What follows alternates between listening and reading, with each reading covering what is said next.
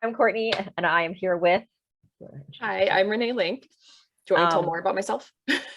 You'll get there eventually. Okay, And sure. we're doing a quick and dirty talk about alternative assessments. Rissa and I, who are currently running the DPL STEM H track, are both ungraders, but I wanted to bring in an additional representative of a different alternative assessment in that Renée does what is known as specs grading or specifications grading. And so I'll let her give you a little bit more of the background on how it works with this first question, which is, what were you trying to accomplish when you introduced spec grading to your course? Which you should probably also say what you teach. Yeah, so that'll come up because that's part of the reason.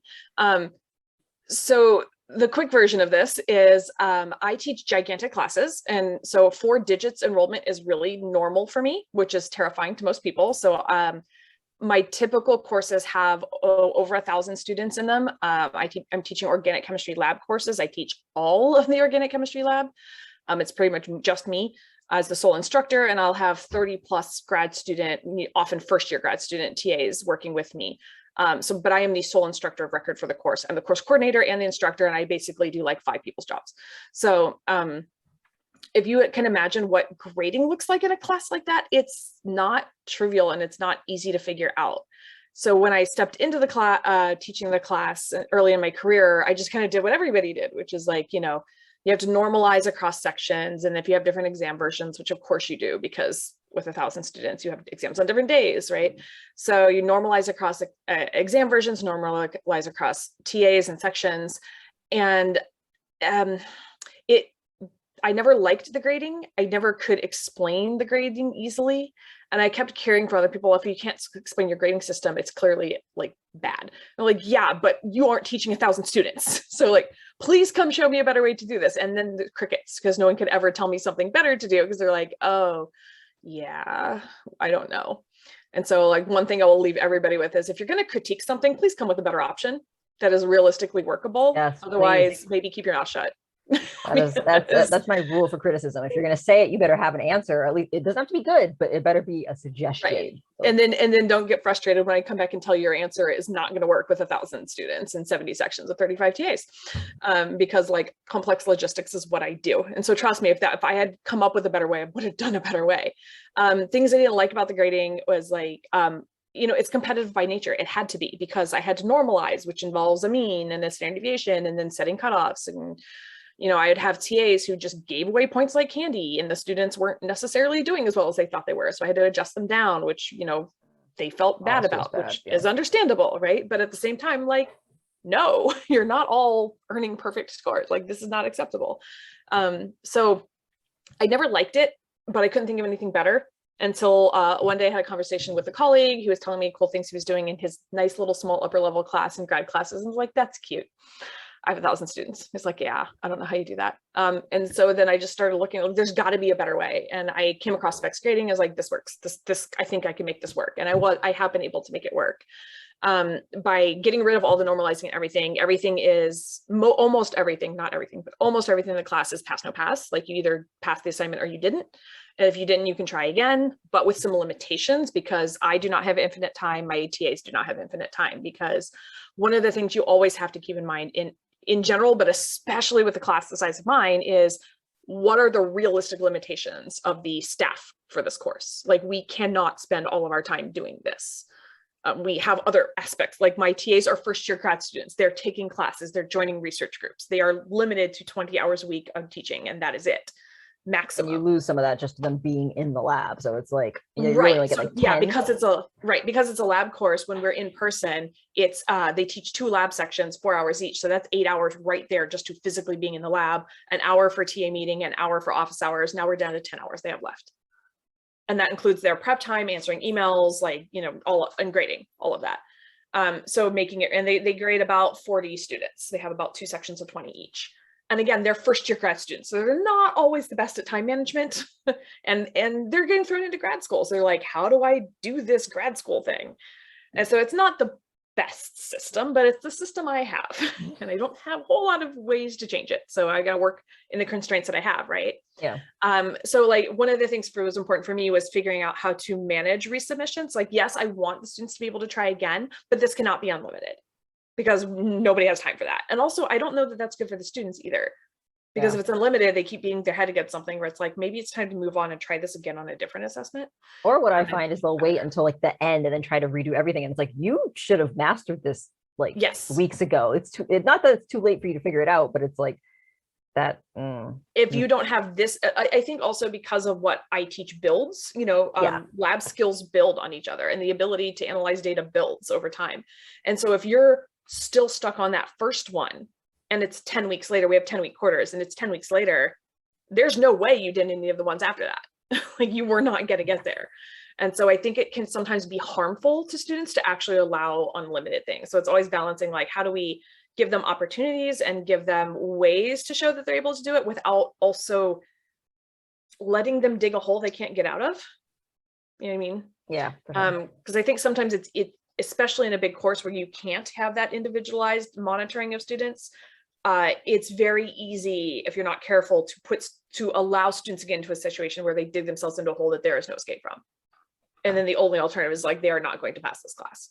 Yeah. And even so we're trying to mitigate that. The best practices, I feel like I always have at least one that I didn't see you. I tried and the TAs tried and we just weren't paying quite close enough attention to really, you were right in that bubble where you could have gone either way. And so we were like, oh, you'll be fine. And then you were not fine. Tanked. Yeah. Yeah. So I wanted to get away from competitive, anything that was competitive. I wanted to really get away from points. I mean, so the emails I get at the end of every course where I don't feel my grade reflects the effort I put into the class. And my response is, well, I don't have any way of knowing what effort you put in the class, but it does reflect how you actually did on the material.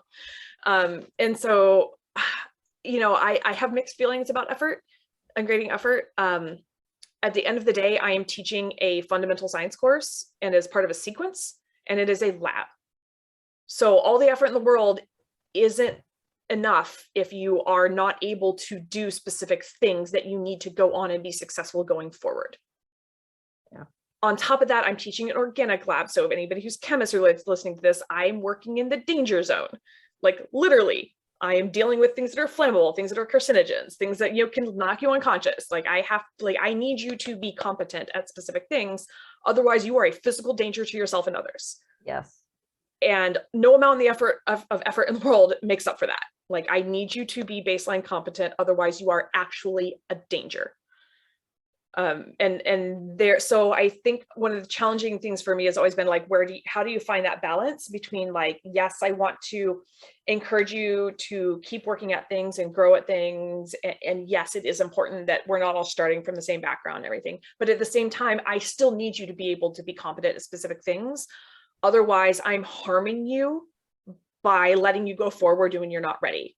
Because if I let you go on, you're going to fail the next course. Yeah. Or if you don't even say, look, you can go on, but you really aren't quite where you need to be to go on and really be okay. So maybe like saying that out loud to students, people think it's like mean, but it's like, no, sometimes someone needs to tell you you're okay, but you need to be better. And so, right.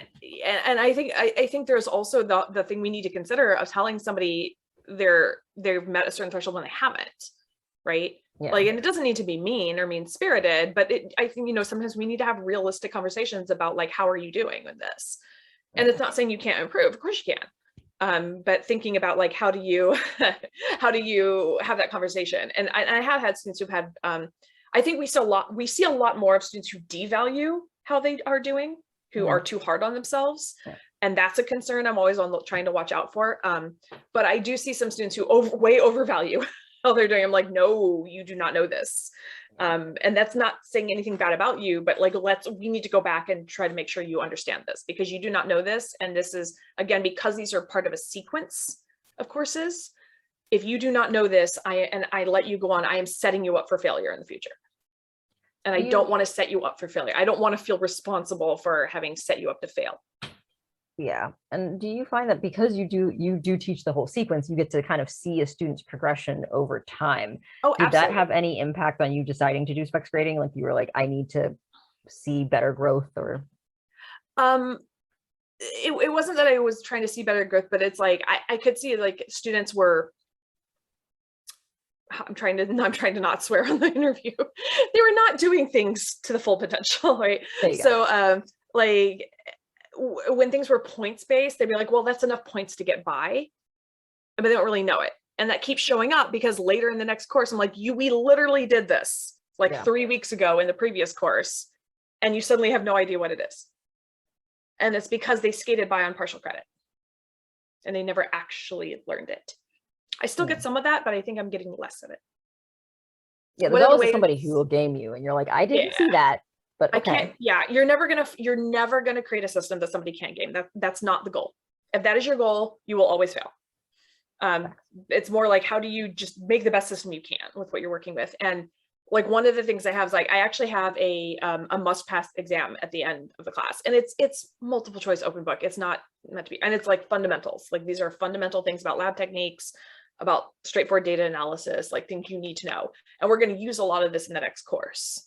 And I usually have about 10-ish% of the class that doesn't pass on the first try, and I make them take it again. I give them a few days to study. I offer some extra help times so they can come and see me specifically. I'll give them some feedback on what they need to work on, and I'll work on it with them. I make them take it again. And a lot of them are like, oh, but I was like 1 question away from passing. Can I just use tokens? I'm like, no, you're doing it again. And what happens is when they come and talk to me for help, they realize like they did not understand the things. It comes out and they're like, well, I don't understand why that's wrong. And we talk about it, they're like, oh, I really did not understand that topic. I memorized some things, but I didn't get it. Yeah. And then after, but they've been making them like, actually, no, you have to pass this, and they have to work on it until they do. Most people pass on the second try. Very few people don't. A lot of times the people that don't, either there's bigger issues. Yeah. Sadly, it's often the people I've caught cheating, like copying other people's post labs. And it's like, well, not surprising that you weren't able to pass the test since you've been cheating through the whole class. Shocking. And then there's a few one-offs, and those people don't necessarily not pass the class. If they're like really close to passing the exam, I'll usually have a conversation with them. So that's kind of where I get actually into a little bit of ungrading territory. The people that are, and this doesn't get talked about in spec screening a lot, so it's going to show up in my next paper because it needs to be talked about. There are always going to be loopholes. If you're setting up a spec system, there's always going to be like situations you didn't anticipate. And I don't just go, oh, no, you don't need it. We're done. I tell the students up front, like, no, you have to meet the criteria to get the grade. Yeah. But then at the end, when there's people that are in weird situations, they don't just not pass the class. Like, I talk to them, and often we end up compromising somewhere in the middle. Like, they were aiming for this, they weren't able to get there. I don't think it merits not passing. And I often ask them, like, what do you think is fair? And I would say like 95% of them come back with exactly what I would have proposed, but I let them propose it first. I think that's key. Give them a little bit of agency before you voice your opinion, because I feel like once you say something, they kind of latch on to that. Like, in the ungrading I always have the question of like, well, what would you give me? And I'm like, no. I'm gonna let you say it first, and then I'll tell you what I think. And so if they submit a grade proposal and they never say a grade, I'm like, all of what you said sounds great. What grade is that? Please give me something to work with. I refuse to give you my opinion until you give me yours first. So that's, and then I think also, and I wish we had more time because I would totally want to talk to you about cheating in all these alternative assessments, because people like to pretend like it stops, but it's like, no, it's still there. It doesn't stop. It's still there. I turned in 70 people in spring quarter out of about 1,300. So so it's 70. It's still there. Yeah, maybe if we have time at the end, we can squeeze that in, but let's keep going forward in this. But so you teach lab primarily, but you do teach lecture, and you do spec grading in lecture too. So kind of the question is, what are kind of the big differences and similarities you see when you implement it in lab versus lecture? Okay. It kind of goes around like how you organize your grade bundles for specs. So specs is very much like, here's the things I want students to be able to do, and here's the way they're going to demonstrate that for me for at a C level, B level, A level, etc. And there's a few different ways to organize that. The only place I've seen this like codified has been in there's a paper out of Georgia Gwinnett. I always forget what the journal is called, and I forget the name of the paper, but it's like got a bunch of authors, because it's like, here are all the classes at Georgia Gwinnett that are doing specs. And they kind of categorized it into like different ways of organizing it. And so they have like what they call, I forget the name they used, but I call it like essential and higher level outcomes. It's like, here's the baseline things you need to do to be like passing this class. And like, so meet those and you pass. And then for a higher grade, here's some higher level things. There's ways to organize that's like by modules. There's a way to organize like, here's all the objectives, meet X number and you get X grade. For lab doesn't actually fit into any of those molds. is what I figured out. Nobody talks about lab. Because lab and writing classes actually fit really well together in like a different mold, which I have named for lack of a better term. So if anybody has a better name for this, please tell me. I'm bad at naming things. I have called it equal objectives with repetition and difficulty. So it's kind of a lot. It's a long name. It's a mouthful, but writing classes seem to operate under the same thing. It's like, I have like a handful of main objectives for the class. For a lab class, it's like demonstrate basic, competency in basic lab techniques. Safety. Can you do things safely in the lab? Backup claims with evidence. Can you analyze the data and make a claim out of it? There's a handful of other things that are escaping my brain, and some of them are really chemistry specific, like show me you can figure out what this molecule is based on spectra, things like that, which is just like a fundamental thing any organic chemist needs to be able to do. Yes. So I just have like a handful of learning objectives, and the way it maps to the grade is not that like meet these many objectives, you get this grade. No, it's like, you're going to show me all of these, but for a C, you're showing me kind of at a baseline level, and you're showing it to me fewer times. For a higher grade, like by the time you get to an A, you're showing me, for example, you can make claims, like analyze data and make claims and back it up with the evidence in a lot of different scenarios. So that's what I mean by repetition and difficulty. So you're showing me that you can back up claims with evidence multiple times and in multiple contexts. And by the end, I kind of have like a project assessment at the end where it's like, this is an experiment you've never seen before. Here's the background information. Here's the data. What kind of claims can you make? And that's an A level, because now I'm not holding your hand through it. You have to do it on your own. Whereas for a C, I don't even ask you to do that. It's like, you just showed me like a few times you can do basic claims to evidence. Okay, that's a C. Whereas an A, it's like you had to show me a whole bunch of times in a whole bunch of different scenarios, and then a scenario that was brand new to you, being able to transfer it. And writing classes seem to work in a similar way. Like I have a colleague who teaches science writing, chemistry writing for chemists, and it's similar. It's like, show me that you can consistently do this. Yeah.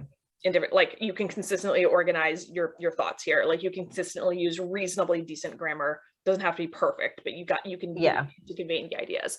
And it's not like there's different objectives every time. It's like, show me these objectives more and more times in more different ways for a higher grade.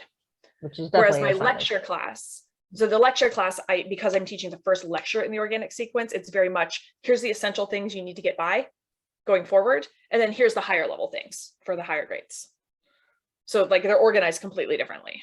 If that makes sense. Yeah, no, that makes, because like you said, the lab comes with these extra factors of like safety and explosions that you're like, I can't let that pass. Like, as much as you may be awesome at analyzing data, if I can't trust you to walk in that lab and not hurt somebody, I need you to not burn down the building, please. Thank you. Yes, that would be greatly appreciated. Like if the fire trucks, like every time a fire truck goes by, I'm like, oh, please don't go to my lab. Like every time.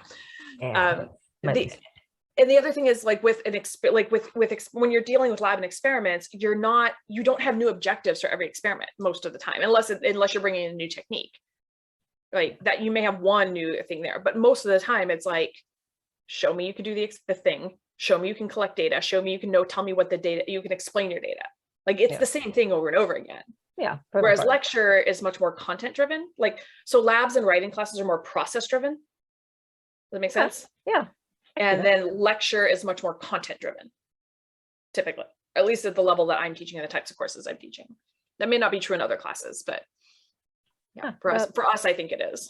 Yeah, that's a good, I think it's STEM field, because it's STEM and health sciences, whatever that means. I think that is I think when you're saying that, I keep thinking, I've been revamping my lab class since I started teaching the lab class, and I keep pushing myself towards a process focused grading scale, where it's like, because it's like, yeah, sure, great, you can do a thing, but I need to know that you can do the process, and that's what's going to make you successful further on, not just like, can you use this piece of equipment that you only use in this lab? Like, that's not. Yeah, and for me, it's like, I need you to show me you can do the basic lab techniques. Yeah. Well, I think organic in general is different, because in organic, you round bottom flasks are round bottom flasks. Like reflux is a reflux. Yeah, you extract and you extract and you extract 25 more times. Like you're going to literally do an extraction over and over and over again. So please show me you can do an extraction. Yeah. Can you recrystallize that while you're at it? Yes, please. Thank you. It's like anything like that. Whereas Gen Chem, they're using rubber bulbs, and I'm like, the only rubber bulbs I see are on the pasture pipettes, like those little beige ones, like the big ginormous. We use the big ginormous rubber. I'm like, nobody's using those. I don't know why we're doing it, but yeah. Relation to mouth pipetting. So. No mouth piping. I've seen some students, and let's not talk about that anyway. So when people, instructors, educators, or instructional designers, because they are also found in this, are trying to encourage people to use alternative assessments like specs grading, kind of what are it always feels like this big albatross, right? Like everybody points to like a book or a couple papers, but sometimes you're just like the things you want to know, like you were saying before, things people don't talk about before they start, and you kind of learn the hard way. And I know for me, I always have a little bit of guilt over like, I wish I would have known this so I wouldn't have harmed. And harm is a strong word, but I wish I wouldn't have screwed this up for this class because I've done a disservice to them. Kind of what are some, like, maybe your top 3 things people should know before they even consider actually implementing specs grading or something similar? So I would actually say, based on what you just said, and I understand I'm the same way, but it's also give yourself some grace. It's never going to be perfect. And especially on the first try, it's not going to be perfect. You're going to have problems. It's going to be okay. You know, for me, I think one of the things that helps is because I teach a giant lab class, chaos is just part of my life. Like there is always I'm teaching at such a scale and a type of course where like there's just always a low level of chaos, and you have to be okay with that. And when you're doing something like this that's new for the first time, it's not going to go there. Things are going to happen that you did not predict. You're going to miss things, and it's okay. And generally the students are typically pretty forgiving if you're upfront with them about what's going on and you're willing to adjust as you go as needed. And yeah, I mean, there is that feeling of like, man, I messed this up for them, but you know what? It's still better than the alternative. Like, is it perfect? No. Is it better than giving them like 1,000-point class on a curve? Yes. So it'll be okay. And you can at least explain what happened at the end to the student. It's supposed to be like, let me go check the 8 Excel sheets that had the normalizing and the curving and the putting everybody in the same way. Oh, yeah. By the time I was at, like, I use an R script. I don't even use a spreadsheet. I'm writing code in R to make this happen. Although I still do it now for specs grading, but that's also because I'm just more comfortable like writing if then in R than in Excel. So yeah, Excel just sucks at if thens, but it does. And there's a limit to how many you can put in. Oh, my dog's gonna bark. I'm gonna pause.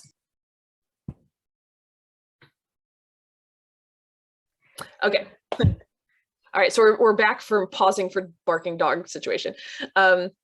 Yeah, so things things aren't going to go perfectly the first time. It's okay. Like give yourself some grace there and just be upfront with students about it and remind the students. Thanks, Apollo.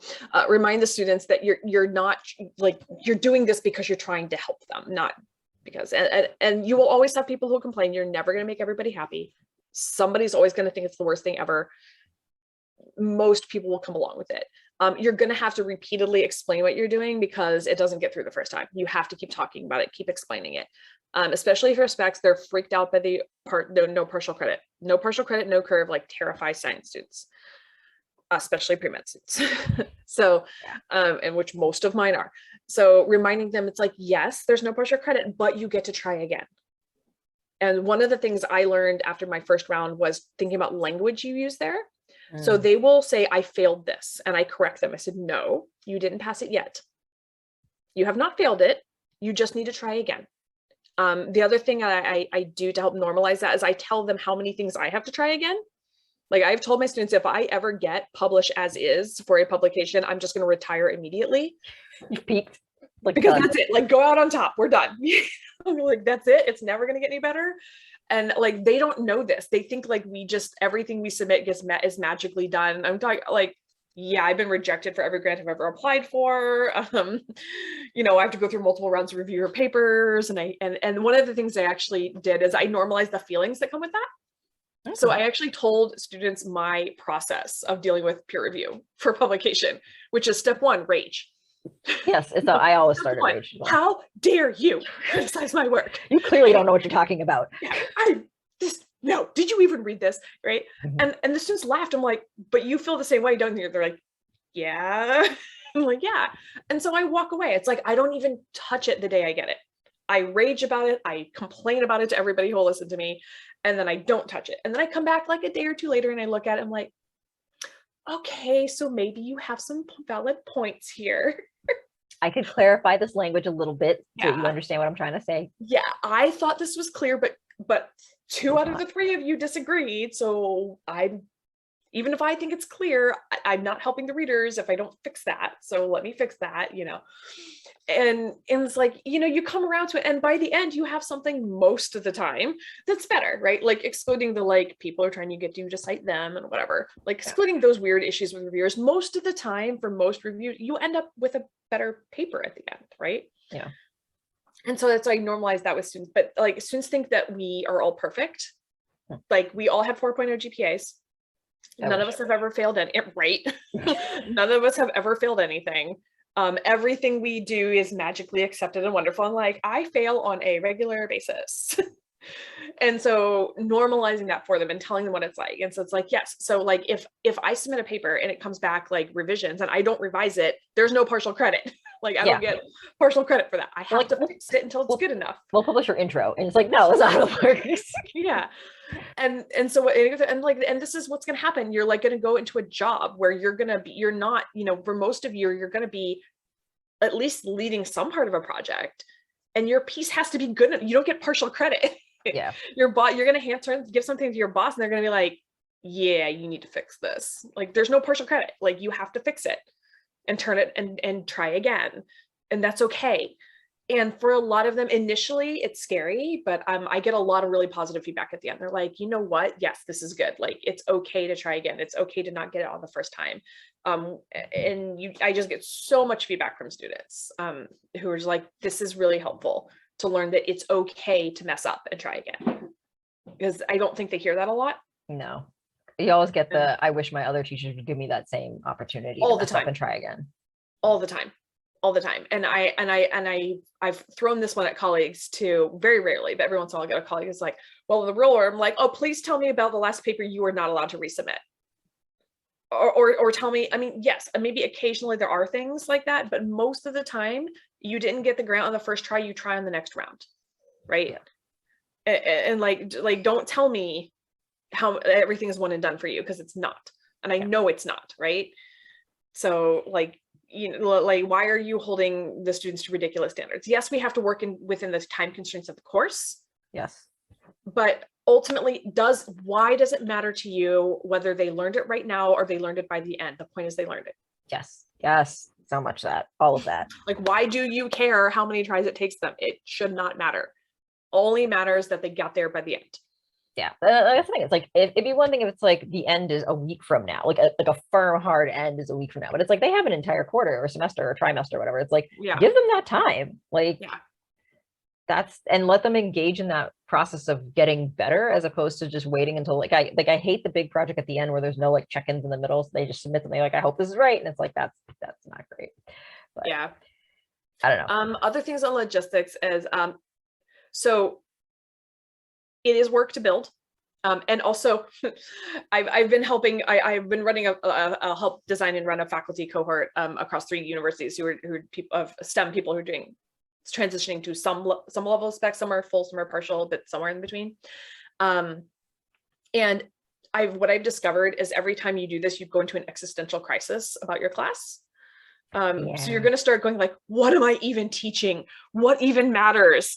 Is this important or not? You know, like you go down this existential rabbit hole, and everybody does, and it's okay. I promise it's better on the other side. But I feel like it happens to everyone, because when you start trying to tie like the grades to like specific learning outcomes, you're like, well, I say I want them to do this, but where am I asking them to actually show that? And am I really testing that, or am I testing something else entirely? And oh my God, what have I been doing for the last however many years of my career? Like you just go into this, like, I don't know what else to call it other than an existential crisis. Yeah. Like, what am I doing? But on the other end, it's so much better. Like you feel better about what you're doing on the other end of it. You keep questioning that. You keep going, am I really doing this? But for the most part, you are, and you just keep trying to tweak the things that aren't quite there yet. So you really are going to have to get real serious about thinking like, what is it that I want my course to be? And you're probably going to find you're trying to do too many things in your class. You may or may not have control over that. And that's just something you're going to have to figure out how to handle, because everybody's situation is different. Like for me in lab, I got a lot of control. I can just cut things, or I can do things in a different way. For lecture, sometimes it's a little harder, especially the first class in a sequence. Like there's key things you got to hit, but there's creative ways to think about how you do that and how you assess it and what you consider crucial and not. Like like, I get this a lot. People are like, well, if we don't test them, everybody on this thing, they aren't going to learn it. I'm like, they're not learning it anyway. Yeah. Just because you said it at them doesn't mean they learned it. Yeah. So it's like really thinking about that. Another thing that's come up that I think I've had come up a lot in conversations with people is, I think we just tend to design the class for the A students only, and everybody else is a subpar version of that. And I think that is a terrible way to design a class. Yeah. That's Like pretty what, elitist. like maybe we should say, like, what is the bare minimum somebody needs to get through this? And like, then build from there, as opposed to, I think we design for the top level and subtract. And maybe that's not the way to do it. Maybe the way is to, like, let's start with a good base and build. And thinking about it that way, I think, as a good mental shift that helps people think about it differently. And then it's okay to do partial. That's the other thing I was going to say. Yes, that's all I was gonna. I was because when you're talking about things you can cut, I was thinking, you know, if you do this right is a wiki term. If you do this in a way that works, okay, let's go with that. If you do this in the way it works, you're teaching students a skill that they can figure out the material you didn't cover on their own, right? Yes, like that's kind of my goal. Is like, yeah, I'm teaching summer ago right now, and I had a student ask me, and I was like, look, if you're going to take the MCAT, what I'm teaching you is enough. If you're going to be a chem major, you're going to have to learn some extra stuff that I've cut out, because I just can't get there with you. But you'll be able to do it because you've hopefully learned through ungrading or whatever process to how you learn and how to adapt and how to recognize when you've made a mistake and go back and say, this is where the mistake was made. And then let me do these different strategies to try to find my way around this mistake that'll get me to the right answer eventually every time.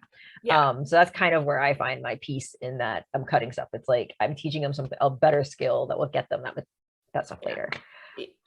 Yeah, you don't have to see 500 reactions. If you can learn to think through a handful of reactions, you can figure out the rest, because they're all just variations of where are the electrons, where do they need to go, end of story. Every organic reaction ever. Yes, pretty much. Except for the like ones where people are like, we don't know where the electrons go. They just poof, there you are. Yeah, there's some of those, which is also fun because you get to have the conversation of, we don't know everything. Yeah. Go figure it out. There's a mechanism someone needs to go work on. Go forth and learn it. There is a paycheck for you. Go take your time figuring that out. Right. So something you kind of hinted at, and as we wrap this up, is kind of like, do you find that when you started specs grading, you did it because you were like, the grading sucks and it doesn't match how I feel about what I'm doing?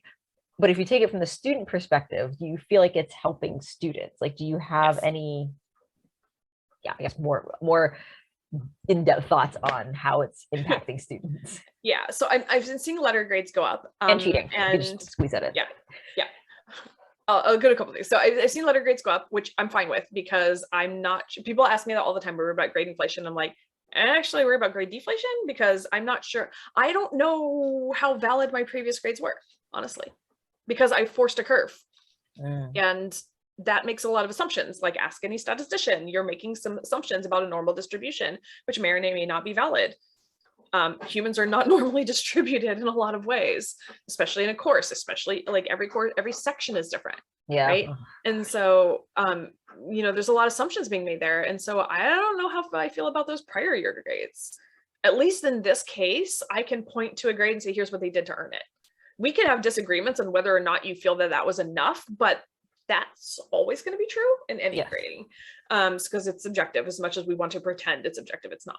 So at least I can say, if they earned an A in the class, here are the things they did to do that. And it had nothing to do with anybody else in the class. So that feels better to me. Yes. Like, if I'm writing a letter of recommendation, I can say, here's what they did. And I don't compare them to anyone else. I don't say it out of whatever. No, like, this is what's required for an A in my class. They earned an A. This is what they did. Or this is required for a B in my class. They earned a B. This is what they did. That means they were able to do these things.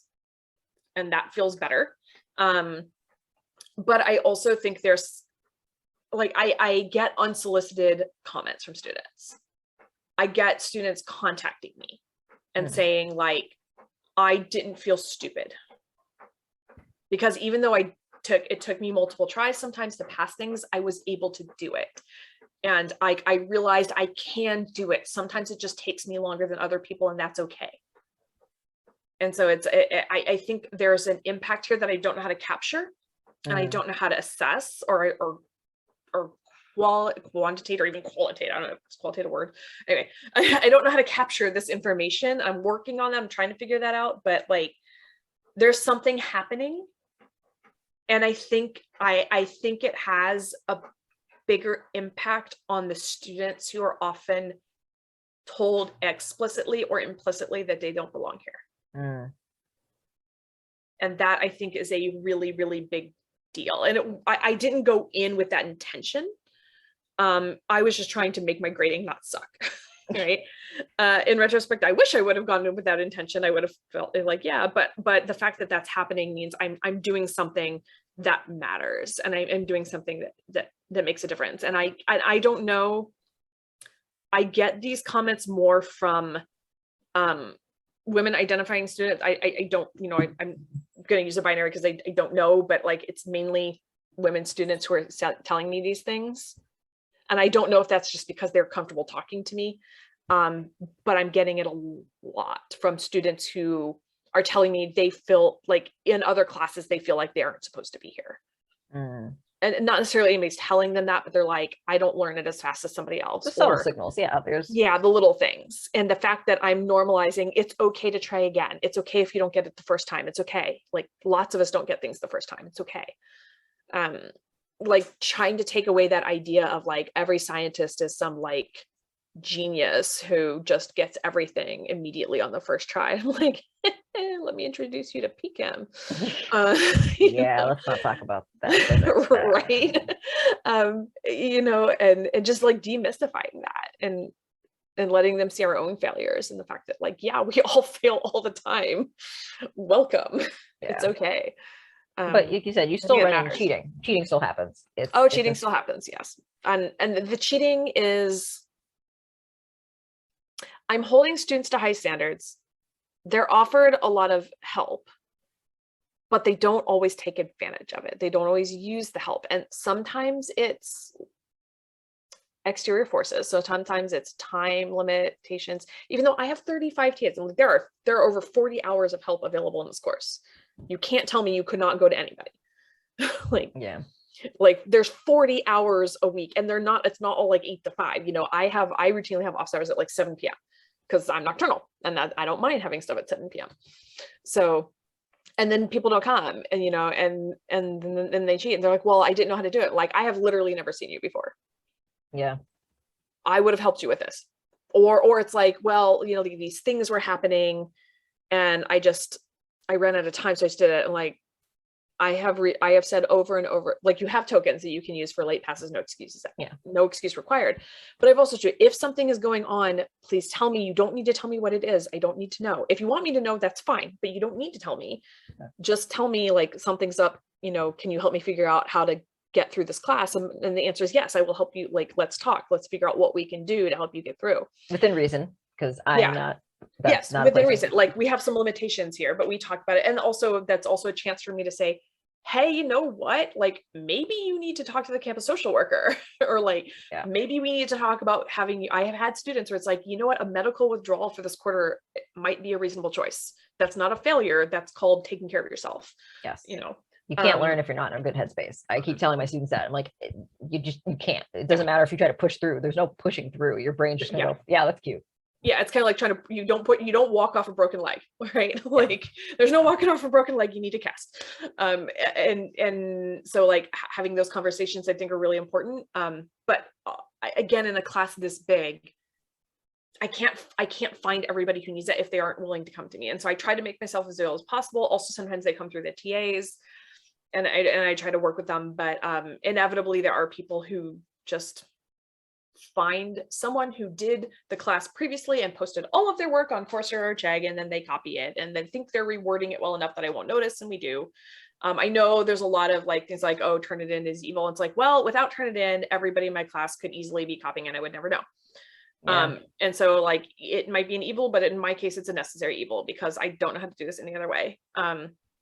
And please do not tell me that I just need to make more authentic and different assessments, because I'm going to come back and say, I teach a lab class and experiments take time to develop and they cost money to buy supplies. I can't change them constantly.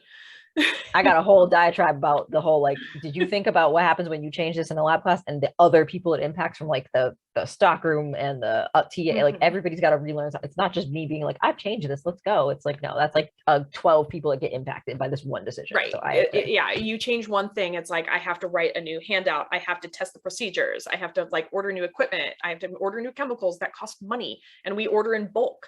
Yeah. So right? it's like, and what so do I do with the old chemicals? We use, right? So, what do I do with all this now? Yeah. And then I have to make the grading guidelines for the TAs. I have to make the questions. I have to, like it doesn't involve, like replacing one experiment is like a year-long process. Yes. And my classes run 2-3 times a year. I can't change the experiment for every like, and also at some point I run out, like if you're saying like I need a different assessment every time I teach the course for the next 15 years, I'm going to run out of things that are realistically doable for a student with this skill level and in the physical lab setting that we have and equipment that we have access to.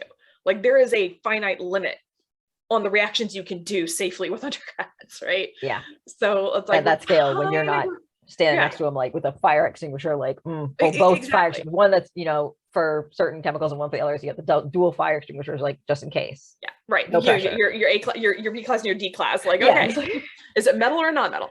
Yeah, right. Or electrical fire. Like, what are we dealing with? Yeah.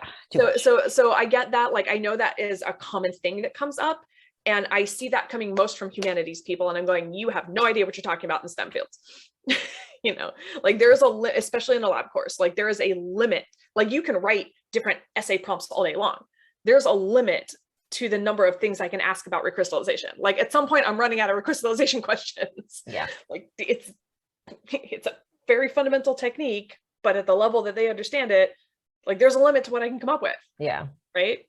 As much as you try to twist it around and So yeah. And if you twist around too much, you actually end up going down a rabbit hole where they can't actually solve the problem. Yes. That's right. Because been there, made that mistake. Same.